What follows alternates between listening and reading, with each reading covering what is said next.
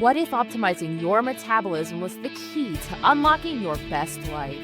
Welcome to the Life Possible podcast, where we bring you cutting-edge insights, real-life transformations, and powerful strategies to help you win the fight against obesity and metabolic disease. Join host Dr. John Barnes as he explores the science and stories of transformational metabolic health, because when you fuel your body right, you unlock your greatest potential. From leading experts in nutrition and wellness to inspiring success stories, this is your go-to resource for education, motivation, and empowerment on your journey to a healthier, more vibrant life. Your best life isn't just possible, it's within reach. Let's make it happen together. Here's your host, Dr. John Barnes. Hey, welcome to a new episode of the Life Possible podcast. I am so excited, as I always am, right? Have I never not been excited for a guest? But I am super excited about today's guest. For me, just for real quick, for people who don't know, if you might be new to the Life Possible podcast, I created the Life Possible podcast about 5 years ago to help spotlight people who have changed their lives through nutrition and through metabolic health, very specifically using the Ideal Protein Protocol, which is a ketogenic weight loss protocol designed to restore metabolic health, help people lose weight, and lead to learning how to eat healthy whole food nutrition. Now, recently, I've really had a blast bringing you the best information from experts in the keto, low-carb nutrition, metabolic health, and fitness space. And today's guest really kind of checks every one of those boxes.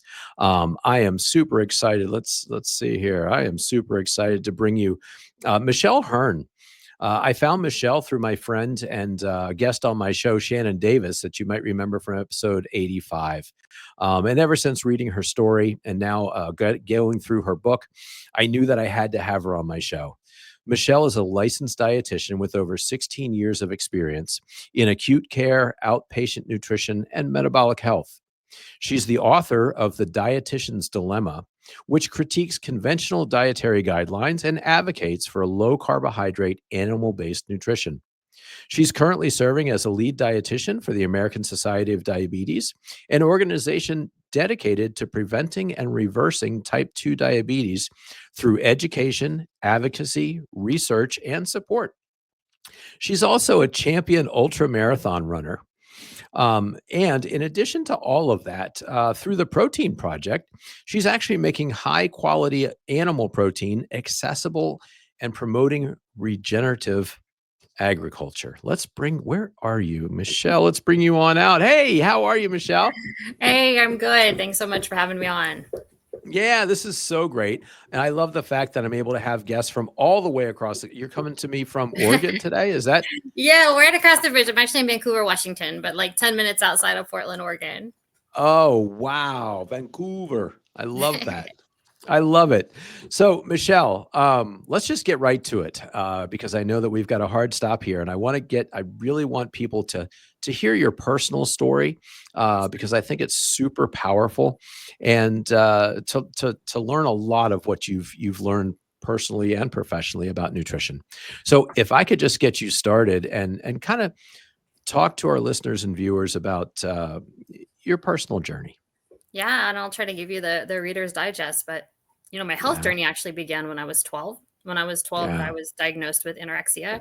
I was about 5 feet tall and 57.5 pounds. So very low BMI, started having signs of, cardiac damage, kidney failure, immediately was put into inpatient treatment for 2 months, put on a 24-hour tube feeding system, given a 10% or less chance to survive. Yeah. And I was told, I even remember, the first few days in treatment that if you do recover, then you don't really recover from anorexia. You might become weight restored, but you're going to have racing thoughts around food. You're going to go through periods of anxiety and depression. Most of the women that I was in treatment with, one woman, it was her 6th time in treatment. I mean, it's not uncommon. People will be there 2 to 3 times, and they weren't wrong. And this is at the age of 12. 12. Yeah, it's interesting. Now as an adult, I'm like, holy crap, that's a lot for a 12-year-old. Yeah, right? Seriously. Yeah, well, the doctor didn't tell me that about the 10%. They told my parents, but like they asked to go to meet with my parents and they told me to Yeah. wait, and I'm 12. So, I didn't wait. I went and listened and I Mhm. heard. But yeah, I mean, my parents back then, no phones, no texting. They were gone for 2 months. So in two Yeah. months, I'm in Wow. Wickenburg, Arizona, where they're back in Texas. And yeah, and they weren't wrong. I was so fortunate I did become weight restored, but throughout my adults, and certainly adolescence, I had chronic anxiety. I describe it as Yeah. like I felt like I was standing on the sidelines of my own life. I figured I was just going to have to become this really high functioning person with an eating disorder. I always have these Yeah. racing thoughts in the back of my head, but if I can just, master academics, if I can, I ended up becoming an athlete, then maybe I can do something with my life, right? Maybe I Right. can Right. become something. Right. Yeah. And running was your thing, all the way from the very beginning. Yeah. Yeah. So, after I became weight restored, I used to play sports before I had anorexia. I played soccer. And so I really wanted to Okay. do something, and Yeah. at that point, once I got cleared my freshman year of high school, I tried out for the soccer team. I tried out for the, basketball team. And I was much smaller and leaner than a lot of the girls. So I got cut. And I remember the Yep. PE teacher being like, all right, well, you're going to do PE. And I was just like, oh no, is there anything else I could do? And she's like, well, there's this running thing you could do. And I had no idea what that was. I was very familiar with track and field, but I didn't know about Okay. cross Okay. country. But it sounded Yeah. cool because you got to run with the juniors and seniors, and you got to go to a different, off campus to the senior high. And I found very quickly that I had a knack for it. I had kind of a natural talent, and it also gave me at that time just a lot of purpose to keep, eating, to keep making sure I Yeah. was fueling myself. So it ended up being a really positive thing in my life. Wow. Yeah. And so then out of all of that, near death experience and being in an institution and coming back, trying to get your life back together, sports and all the things, when did you decide that nutrition was going to be your vocation? When were you going to study Yeah. nutrition? I knew I knew nutrition was powerful, right? Because I had seen it take me from a very obviously sick Yeah. and person who was about, to pass to okay, now you are strong enough to run, and a lot of things in my life got better. And so I really had this intuition that there was something I could do with nutrition that would ease my mind. I remember as even, 13, 14 years old, finding every book I could read. This is like before internet, right? Is there Yeah. Yeah. anything Right. that I can learn that I can do to heal? And my mom is bipolar. So I also wondered, like, man, is, Okay. is there some way of eating that we're missing that she could do that could help her brain? And so that was kind of the driving force to become a dietitian. Okay. I thought like certainly if I if I go through the dietetics program, they're gonna teach Right. me how to heal. I'm Learn laughing learn because as the we know, it's not exactly how that works. That's the thing, right? And we'll talk about that. But yeah, it would just make total sense. Look, I'm actually going to try to study. I'm going to study nutrition because there's got to be better answers for myself, from my mom, and other people in my life. I want to make a difference, right? Yeah, absolutely. And I knew I think when you're young and you're in it, you don't probably fully appreciate just how serious of a disease, eating disorders, anorexia is. But certainly as I Yeah. got older, not I wasn't too far out of treatment. And one of the women I went to treatment with died of a heart attack. Wow. And now that, I've written the books and I've studied it quite a bit, the statistics for anorexia, I mean, all eating disorders, but anorexia specifically are just staggering. It's like Yeah.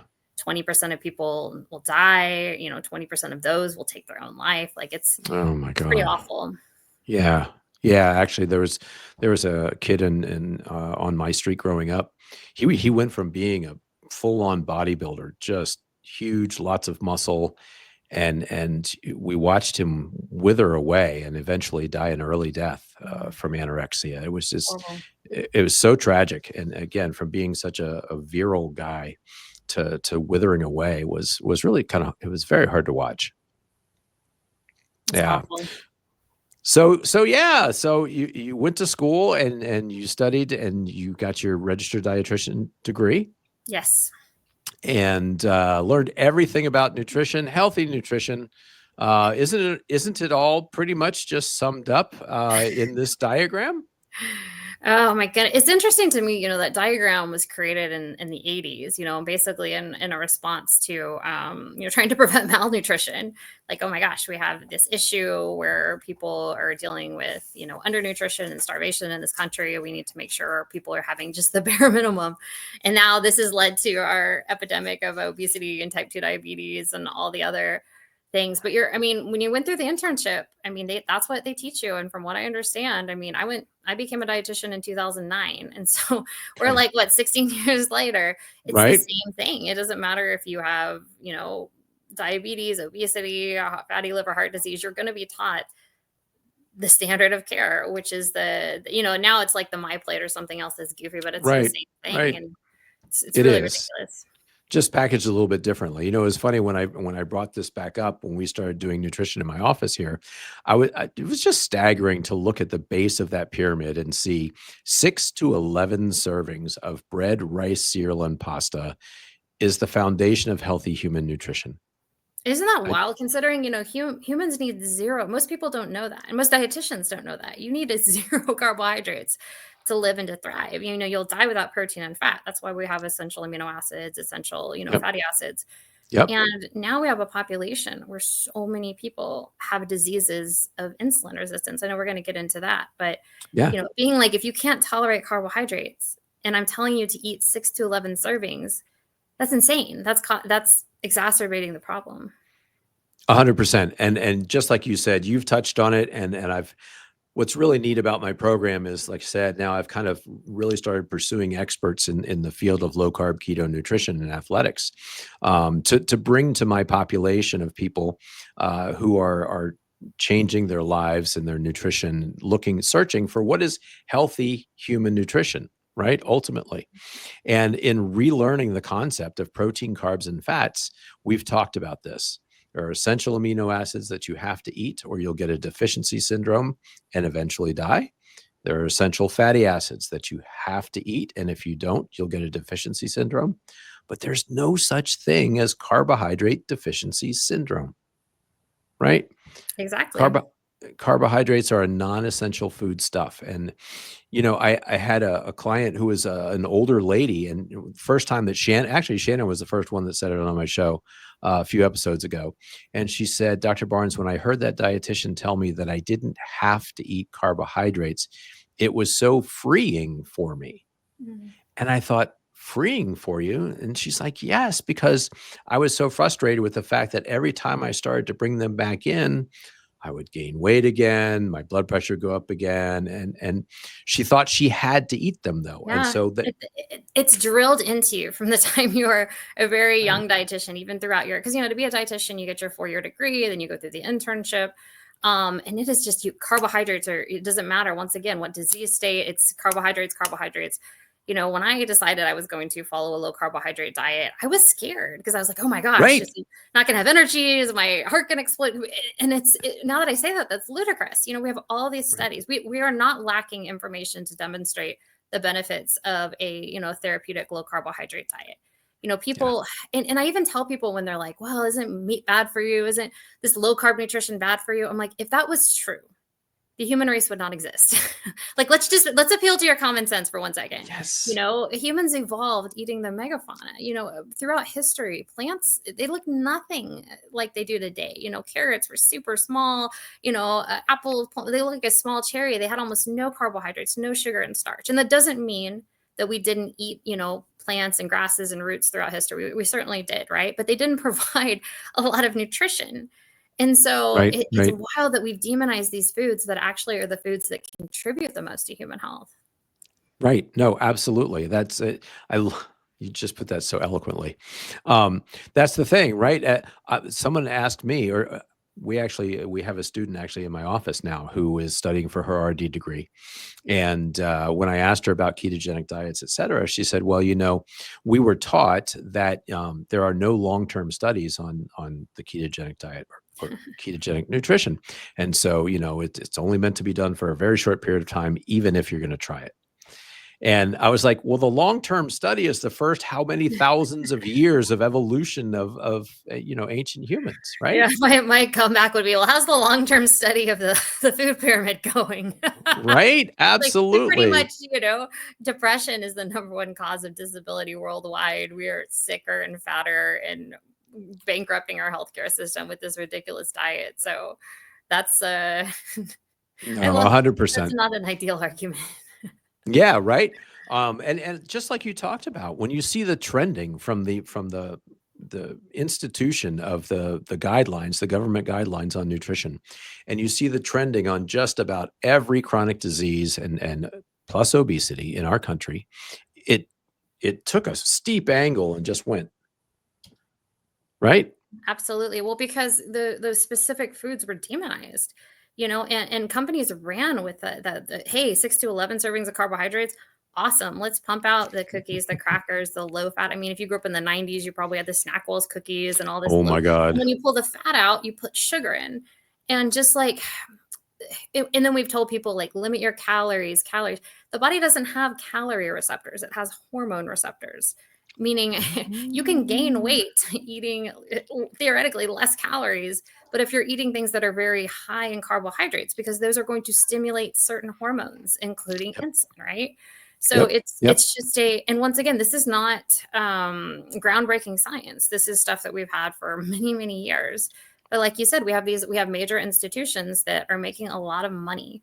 And I think everybody needs to, if you haven't yet, pull off the blinders. Type 2 diabetes is the second most profitable disease, or right behind cancer. And even though we can reverse type 2 diabetes. I think I shared with you the last time we spoke. We had a Yep. gentleman had an A1C went from 10 to 5.4 in 71 days. When I worked as a young dietitian, Wow. we What? had, yeah, we had people who were diabetic for 30 years, Yeah. and so it's like, you can reverse this easily, but you can't keep eating. You can't keep eating. It would be like, I can't trying to think of a good analogy, but if you continue to eat the foods that are causing the That are disease, making you sick, right? how in the world are you supposed to ever fix that? And Right. once again, this is not news. This is not something that most people don't know. But the sicker I can keep you, the more money I make off you. It's very sad. I heard you on another interview as I've been watching and listening to you preparing for the show, and I heard you say that the two most profitable diseases in our country, and I've never really looked at it from that perspective. But Yeah. it's a powerful perspective once you understand that. And type 2 Um, diabetes is not free. Like the ending, yeah, when I worked in acute care, we would see people come in with like, oh, now they have an infection. Oh, now their teeth are rotting. Oh, now they need an amputation. Oh, now they're going to kidney failure. It's horrible. It takes a toll on the person, the family, obviously finances. So the fact that there's a solution that can relatively quickly and easily reverse it, and it's not being discussed as a first line, right, of right, defense, right. is tragic in my opinion. Oh, absolutely, 100%. And that was the thing that people are taught that if they get that diagnosis of diabetic type 2 diabetes, that it is a chronic progressive disease that is only to be managed but Mhm. can never be reversed.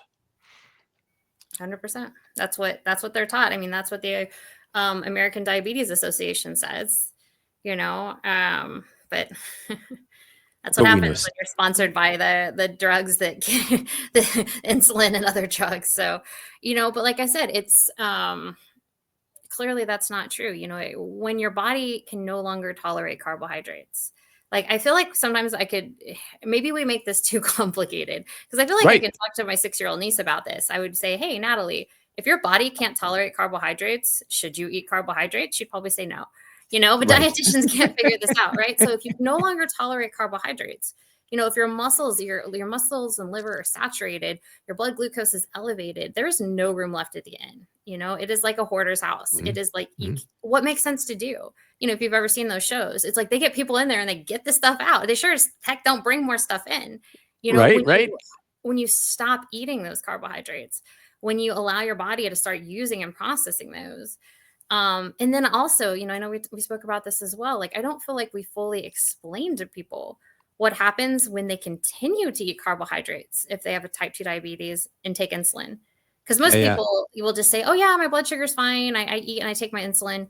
It's like, well, that insulin doesn't just, or that blood sugar doesn't evaporate into a magical universe. Once again, Right. remember, there's no room left. It's this hoarder's house. Your muscles and liver are totally full. So where does it go? Has to go Right. somewhere. Right. It gets stored as fat. And depending on your genetics, it's either subcutaneous or visceral fat. And that's the reason why type 2 diabetics have a 2 to 4-fold risk of heart disease. Yeah. So very sad. A much higher risk of a lot of different things, and including cancer, which I didn't necessarily understand. But their increased risk of cancer is tremendous as well. So yeah, you know what? I feel like we jumped like way 18 ahead different on things. we jumped like way ahead on the. I'd like to kind of take a step back because Sure. I'd like to address this thing called insulin resistance. It's a word that is thankfully more and more people are hearing and seeing and reading about these days. But it's something that they don't necessarily understand, and they don't understand why it might be important to them. How would you describe insulin resistance and how it develops in somebody? Yeah, I was trying to think of, Dr. I Bickman love, describes this so eloquently. But when I think about insulin resistance, first of all, I mean, insulin is not the enemy. Like, insulin is very important. It has important functions in the body. Insulin is very important. And when you eat carbohydrates or sugar, it clears, the yep, glucose out of the bloodstream. We want it to do that. It also has other functions. But when you become insulin resistant, um, your cells are there's two different things that can happen. Either your pancreas is not producing enough insulin, or your cells are not responding to that insulin. And often you even have both, right? Let's say your blood sugar, you keep eating carbs and carbs and carbs, and your poor pancreas is like secreting insulin, secreting insulin, secreting insulin. And after a while, it's just like, oh my gosh, like anything yeah, else, that kind right, of putzed out. So what we want is we want to get insulin down. And we even see this, people with really high insulin levels, fasting insulin, meaning there's tons of insulin in their bloodstream, but their cells are not responding to it anymore. right, So we want our cells to respond to that. So yep, it all has to do with just an overconsumption of dietary carbohydrates. And yeah, some of that's too is going to depend on, your genetics. You might be more prone to that, but yep, it does not matter, right? It's like, I'm certainly more prone to mental health disorders because my mom has a mental health disorder. But that doesn't mean I'm destined to have that. That just means that I need to be aware and take the Ooh, appropriate steps to ensure yeah, that that's not my destiny. yeah. I love how you put that, right? And again, we're finding out in the study of epigenetics these days, we're learning that just because you have a gene for something doesn't mean that you're going to get that something. That genes are turned on and turned off, right? Exactly. And one of the biggest keys to that happening is nutrition, in fact. Shocker. Yeah, 100%. And it's just, that's one of the biggest levers we can pull when we have insulin resistance. And, just like the example I gave to you, this gentleman with severe type 2 diabetes, completely insulin resistant. His body is not responding well to those carbohydrates. So what did we do? We eliminated them. He followed a very low carbohydrate diet. And he was an excellent example. In 71 days, Yeah. completely reversed his type 2 diabetes. Yeah, it's mind blowing. And so, insulin resistance too, we're also finding that, and Dr. Bickman talk about again, Ben Bickman. He's just the foremost authority in my mind on insulin resistance in the world right now. I did have the opportunity to meet him last week, which was Oh, cool. super cool. And, I always promote his books and everything that he talks about. I took this diagram from one of his websites that basically describes why is insulin resistance important to us. Can you kind of talk to this? Yeah. Well, and I think sometimes when I start to talk about insulin resistance, people will say, "Oh, I don't have type 2 diabetes." And I think Right. or I don't have high blood sugar. And it's so much more than that, right? Yes. So many things on this chart. Like if you're dealing with obesity for women, PCOS, fatty liver, like you said, osteoarthritis. We even know that, within the joints, we can start to have insulin resistance. We can start to have, that can be a cause of joint pain. And certainly the mental health, I would even say some cases of severe anxiety, depression, they're finding schizophrenia, schizoaffective disorders. Yeah. On here, they have Alzheimer's. All has to do with your body just not being able to properly utilize carbohydrates very well. Yeah, absolutely. Like you said, in some respects, it's kind of like the hoarder's house, where Mm, insulin has stuffed all the sugar that will fit in those cells, right? And it keeps going higher and higher in an effort to try to cram it in, and there's no more room. And so it causes all kinds of issues. And Dr. Bickman talks about it a lot too. People they go to their doctor. You just mentioned fasting insulin, right? Not many doctors actually do that test, right? no, I've never seen it done at like a PCP. So people will go into their doctor's office and their glucose they fasted for 24 hours. So, hey, it snuck back in the normal range, right? But Yep. we have no idea how much insulin it is taking to get and keep that down there. Exactly. And even just getting like a snapshot of your blood glucose. I mean, you may have had Yep. super high blood glucose and then super low blood glucose. And it's kind of that, measurement out of there. So yeah, I tell people you should be able to go, theoretically like all day without eating, and not, if you can't go more than a few hours without eating, that is Right. not ideal. That could be Right. a sign of insulin resistance. And we're seeing these things manifest in people younger and younger. I mean, the youngest Right. person I've seen now, I mean, that had type 2 diabetes was 8. I saw a gentleman who was 27 who had a severe heart failure, kidney failure in their 30s. Like, these Yeah. diseases are coming on us sooner and more quickly because Right. we are eating more, and we're eating more, sugar and high carbohydrate dense foods. Yeah, and that's the challenge too. I'm old enough to when I went to chiropractic school and we were learning about type 2, or we were learning about diabetes, right? Type 1 was called childhood onset, pediatric, and type 2 was adult onset That's it. diabetes, right? And we can't use those terms anymore No. because so many kids are now getting type 2, and I know so many adults now that are seemingly getting type 1, whose bodies just stop producing insulin. It's a whole different ballgame. Yeah, I remember when my nephew, when I went to his kindergarten class, I'm like, what is this sharps container in the bathroom? And I was like, oh my gosh, it's Yeah, for yeah, children that are using insulin. Like, right. and he's a type 1, so it's a different situation. But I'm like, wow, Yep. you don't have a sharps container unless there's several people using this. So it was kind of a wild realization. And yeah, I mean, the statistics on children are so sad. It's like 40% of kids by the time they're 18 are going to have one major medical condition. 1 in Oh 5 my. teenagers are pre-diabetic. It's not good. No, it's not good at all. And so we've got to figure out. We've got to figure out a solution. We've got to figure out how to get this word out here. And that's kind of why, I love having people like you on the show. And hopefully somebody's going to hear this. Somebody's going to listen to it, dig a little bit deeper. Maybe you start to, I think about packing my kids' lunches, and I'm just super embarrassed these days.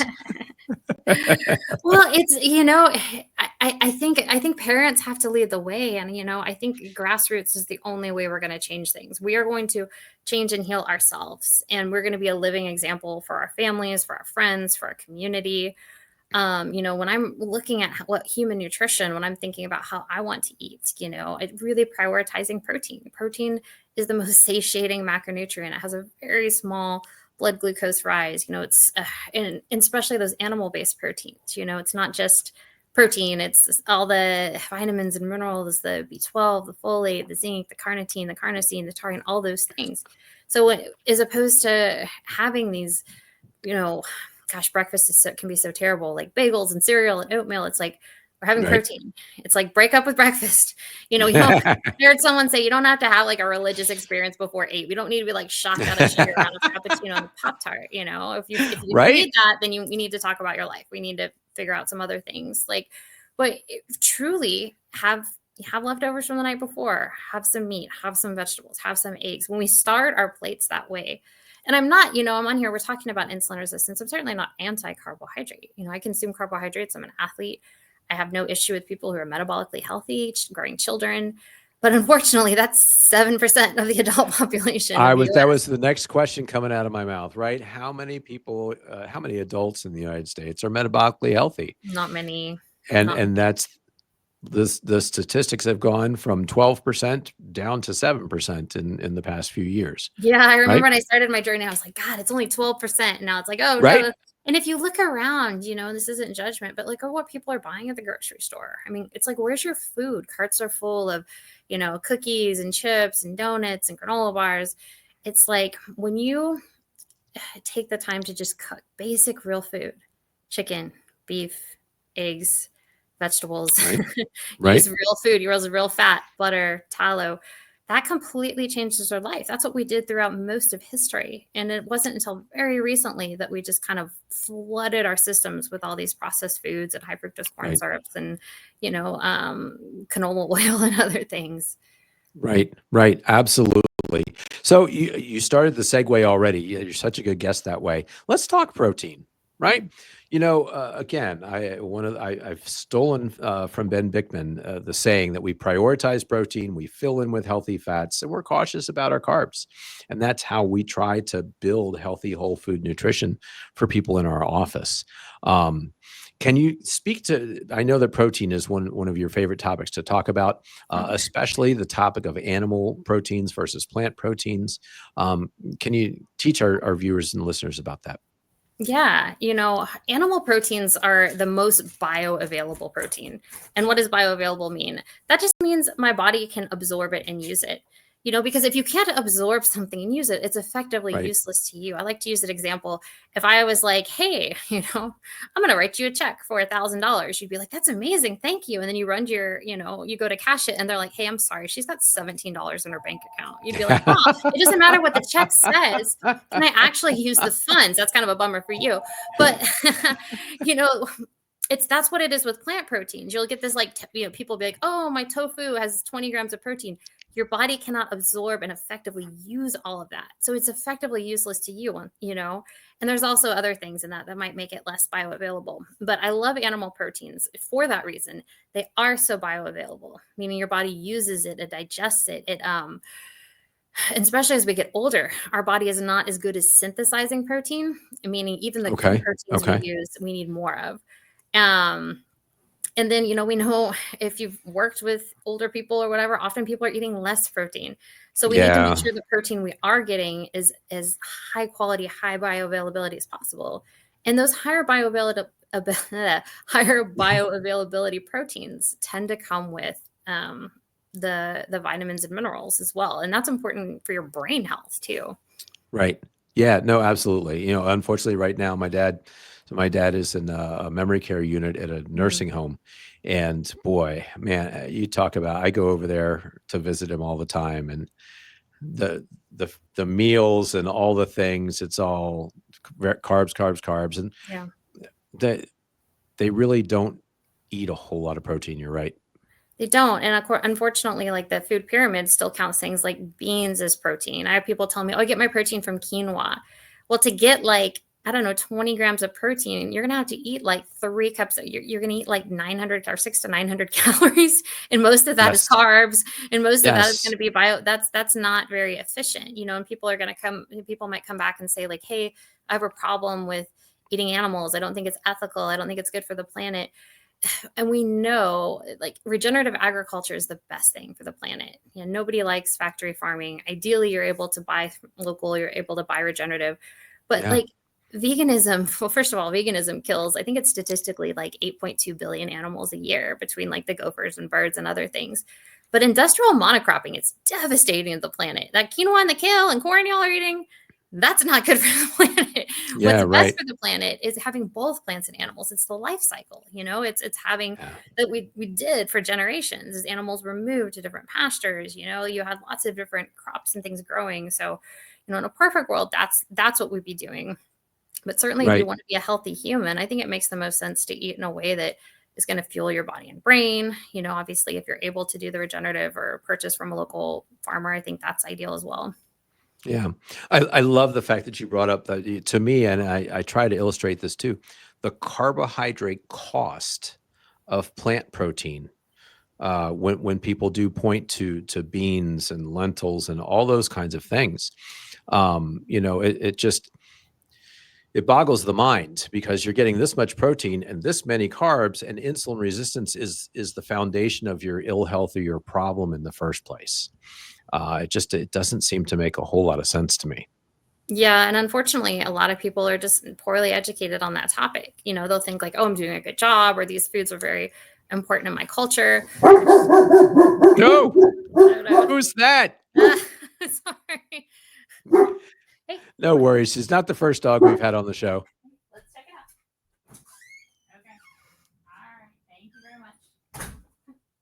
Dog break. You know what? Just protecting you. Yes, protecting me from somebody driving on the other side of the street. Heavens.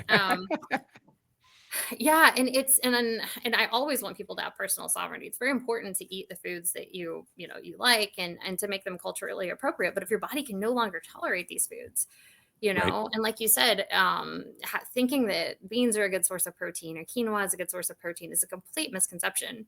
Because Right. once again, even the protein, the small amount of protein in that is not very absorbable in the body, and you're having massively more carbohydrates than you are protein. Yeah. As a chiropractor, I've treated certain populations of patients, and I had a massage therapist practicing with me for a while. We had an Indian culture for a while. We kept getting them come in, and boy, I noticed that number one, their pain tolerance was super low because they were so sensitive, Mhm. um, and also two, very very doughy. And I'm like, okay, why are they overweight? Why are they so sensitive to pain?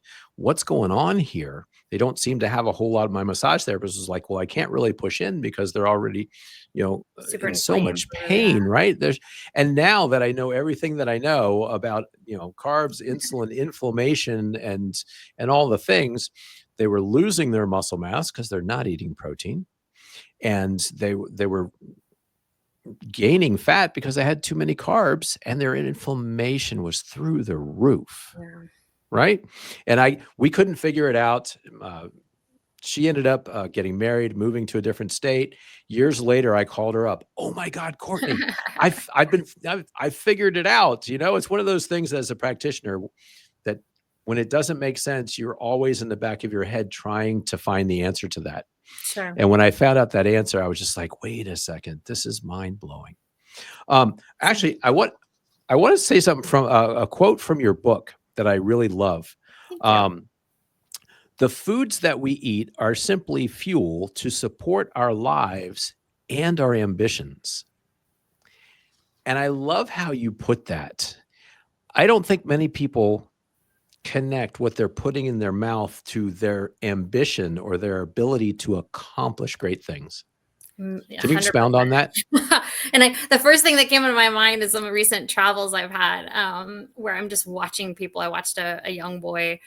He was 10. I only know that because his dad was like, "You just turned 10. You need to act more mature," because he was kind of messing around. He was like literally had his face in a video game, and he pulled out like this bag of chips. And I kid you not, he did not even pull his eyes away from the video game. He just like ate. It's like we've become almost like numb to what we're eating. Like it doesn't have any meaning to us anymore. It becomes like I just need this dopamine hit. I want to feel Right. good. Right. Right. Where everything that when I'm thinking about like what I'm putting in my body, I'm thinking about like a greater purpose. And you and I've talked offline, like having had my health completely destroyed with the higher Right. carbohydrate diet and now renewed with this way of eating. Like I feel like it's my gift of gratitude to be able to give back. So when I'm choosing Right. what to eat, I'm thinking about how I want my life to be. And it's not, for me, I'm an ultra runner. That's very important to me. Certainly want to be excel in my athletic endeavors, but I also want to be a really good partner. I want to be able to carry my groceries when I'm 70. I don't want to fall and break a hip. Like I need to be able. My parents are getting older, so help take care of my parents. I have a German Yep. Shepherd. I need to, that you just heard. Yeah, there he is. It's what do you want to do? Do you want to start a business? Do you want to be an athlete? Do you want to be a parent? Like whatever you want to do, like that is highly connected to how you're fueling your body and your mind. Right. But certainly, like if you don't provide your body with the right nutrition, if you're overweight, if you're inflamed, if you're not feeling good, how in the world are you supposed to show up for yourself, for your partner, for your community, right? Yeah. Oh, 100%. Right. Decisions made in boardrooms. How important does your mind have to be firing in order to make the proper decisions that might affect so many people?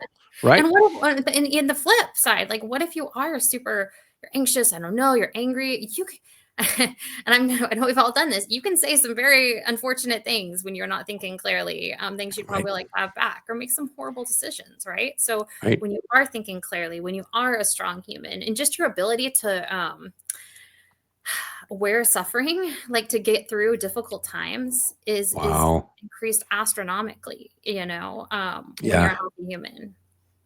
Wow. I love the way you put things that where suffering is another. Uh, yeah, we can all relate to that, right? Absolutely. Wow. Speaking of which, I don't want to lose the opportunity to touch on this topic because I know this is a message that's near and dear to you. Um, Talk to us about the body's tremendous capacity for healing. Yeah, I like to say that the human body and brain have, Yes. just the Yes. tremendous capacity, greater than anybody has ever allowed you to believe. I kind of think on a surface level, most people know, like, oh, yeah, if I'm overweight, I should probably lose a little weight, or "Oh, I'm kind of anxious, I should meditate," whatever. But your ability to transcend just kind of the status quo and the basics, like, I don't know if I can fully put it into words or express it, Right. but whatever you dream you can do. Your body wants to do that. Your mind wants to manifest that. But I've never seen people do it when they're metabolically unhealthy. You have Right. to be able to think clearly. You have, because it's hard to do all these things, right? You have to be able to sleep well and have energy and have a strong body. And I have seen, I've been in this space now for almost 7 years. And, in my own healing, I went from like, I'm never going to be able to run again. And I was Right. anxious, a Right. total mess, to now I run 50-mile races, and, I get to work as a low carb dietitian with a lot of different populations. And I've seen people, I've seen people reverse type 2 diabetes. I've seen people improve anxiety. I've seen people, be in eating disorder recovery. I've seen all kinds of incredible things, but so much of it comes down to what are we putting in our body and not putting in our Yeah. body, as far as Yeah. how we're eating. And Yeah. also, like, what are you putting in your mind? I don't want to get too into the weeds with that, but that doesn't matter. Right. It really matters 100%. how we think. Because, Hmm. every day I get up, I just ran a ultra and a 50-mile race on June 7th. And I've been to that finish line 100 times in my mind. It wasn't 90 degrees.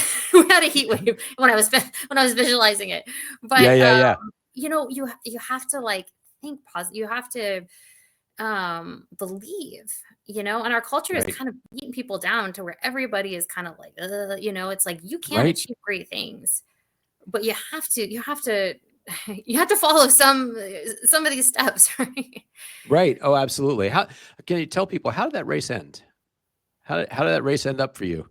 Oh, it was good. I broke the course record. So the course record was 42.3 miles, and I ran 43.79.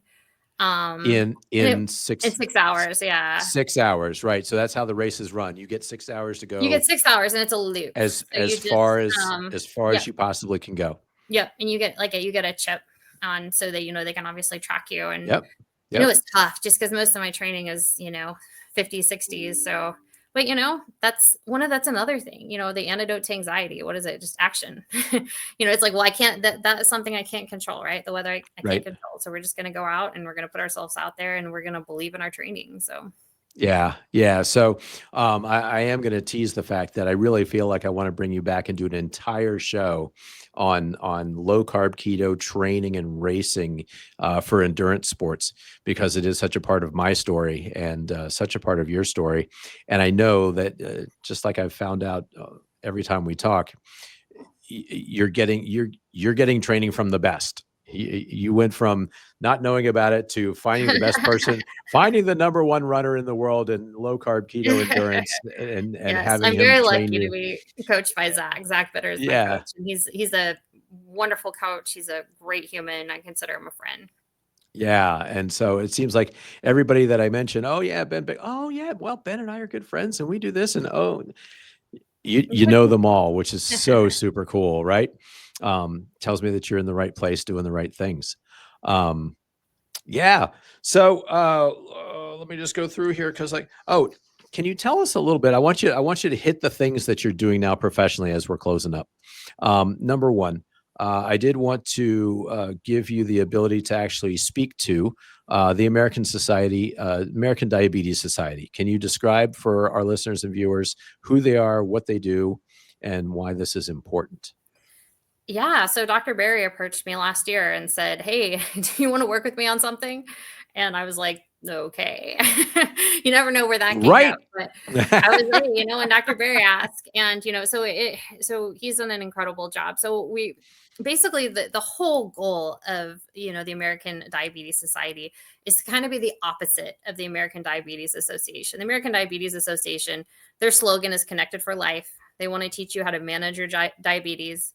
The recipes are very high carbohydrate. They still follow, mostly that food pyramid.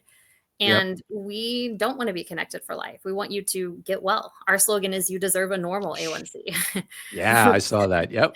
So, and this is our first year, but it's myself, Dr. Bickman, Eric Westman, Tony Hampton, Dr. Mariella Glant, who I also work with at Ona Health. Yeah. And, myself, Shannon Davis, Shanna Huston, and Temple Stewart are the dietitians. And so, we spent a lot of time creating recipes, getting the website going. We've got a virtual event that's going to be later in the fall. So we just want people to have a resource, because unfortunately, a lot of people, what if they say, "God, I want to reverse my diabetes." Well, the American Diabetes Association says I need to eat all these carbs. And they go to us. They say, "No, you don't need to. We can provide you meal plans. We can provide you that support. We can provide you even like low carbohydrate, where can you find a low carbohydrate doctor or endocrinologist?" So Yeah. So yeah, and we're just getting started, but it's something that I'm very hopeful, especially as the years go on, that's going to be like the go-to resource for reversing type 2 diabetes. Yeah. Yeah. There's no reason it shouldn't be, especially with everybody that you named that's involved in that. Definitely leaders and experts in that field. And also you mentioned Dr. Glant and Ona Health. A very, very neat opportunity that you are coaching clients. Tell my people about that. Yeah. So, and this is where I would hope that healthcare would go in the future. Yeah. What she's done is basically, if you can go to insurance companies and say like, "Hey, you're spending this astronomical amount on this patient that has type 2 diabetes," because insurance companies are. So instead Right. of, we're going to save you a bunch of money, we're going to get this person off medication. We're going to prevent this person from having all these issues. But and then you're going to pay us. And most insurance companies, I'm sure, I would think would be like, "Sure, whatever we can do to save money." Right. And Right. so the endocrinologist, Dr. Glant, gets patients off most medications, sometimes all medications initially. And then the patients are taught the low carbohydrate diet. And it's not just Right. "Here you go, good luck." It's they see Yeah. her, Right. then they see me, and then every day they message, "This is what I'm eating." And so I can see like in real time, like, "Oh, hey, don't forget this has carbs." We provide them a handout. But Hmm. it's just that constant communication that we're really able to address any problems quickly, because these are people that are very low income, that are working a lot, that are may not have a lot of the resources that some of us have. And so it's like Right. they're Right. not used to having this type of support. And Yeah. when they're provided this type of support, it's amazing. I've seen just incredible, like the one case I shared with you, but we have people losing weight. We have like all the other effects. People will message me and be like, "Gosh, my energy is so much better." Oh my gosh. One guy was like Yeah. in tears. He was like, "I can tie my shoes," stuff like Yeah. that we take for granted. Right. So Right. it's a very Right. cool opportunity. I mean, like anything else, it's challenging at times, but I love it. And Dr. Glant just cares so much. Like it's Yeah. really an honor to work with her. Yeah. Oh no, that's amazing. And also, last, I wanted to promote your books Thank you. because I think they're super cool. Tell our listeners and viewers about these two books. Yeah, so I the have Dietitian's the Dilemma is my boxes first here. book. Yay, thank you. So that has my story, and I wanted to speak about a few disease states that I felt like, man, we really had good evidence that low carbohydrate nutrition could be powerful and impact them, and that's type 2 diabetes, sarcopenia, heart disease, mental health disorders, including anxiety, depression, and schizophrenia. Yeah. And of course, eating disorders, which is extremely controversial, but we're, Right. we Right. have evidence for that. And then I talk about where the nutrition guidelines came from. I advocate for animal protein. And yeah, people are curious about my running, so I share a little bit about that. And then, yeah, the Fox Family Food Fight, I was inspired. I saw first I saw that they were creating medications for children with type 2 diabetes. And I'm just like, wow, Right. can we, this is not the way. And so I was very fortunate that I had a family fund the entire project, the Fox family. And so little Freddie Fox gets type 2 foxabetes, and the foxitician at the hospital is not particularly helpful. We had a lot of fun. No, Right? he's not.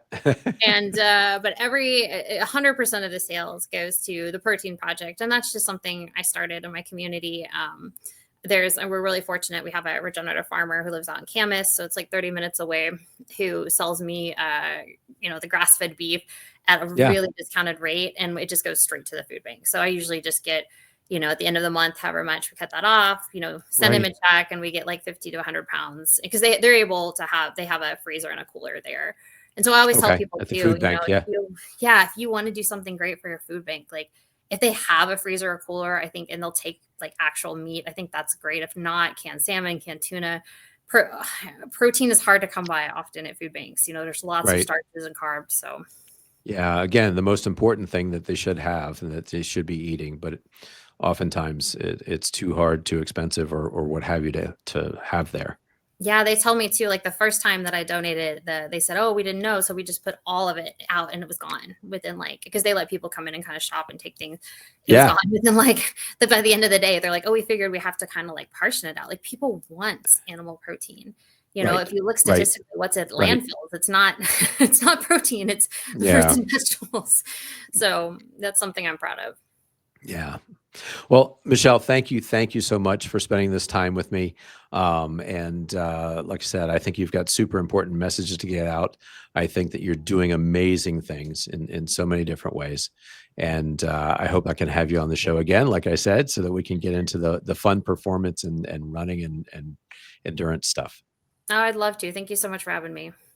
All right. I'm going to drop you backstage. If you got to go, you can go. Okay. Otherwise, we'll hang out, and I'll say hi after we finish up. Thank you again so much. Ladies and gentlemen, amazing lady, Michelle Hurn. She's doing some really, really super cool things that are impacting a lot of people.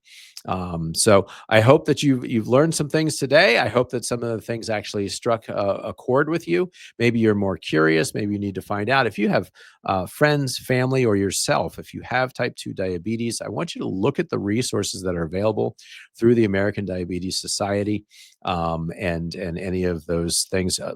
Please get Michelle's book or books. And as always, keep trying, keep reaching for your own life possible. That's a wrap for this episode of the Life Possible podcast, where we unlock the power of metabolic health to fuel your best life. If you found value in today's conversation, don't forget to like, subscribe, and download the podcast so you never miss an episode. And if this message resonated with you, share it to someone who needs to hear it. Let's spread the power of life possible together. For more inspiration, insights, and exclusive content, be sure to follow us on Facebook, Instagram, and LinkedIn. Thanks for tuning in. Keep striving, keep thriving, and remember, your best life is within reach.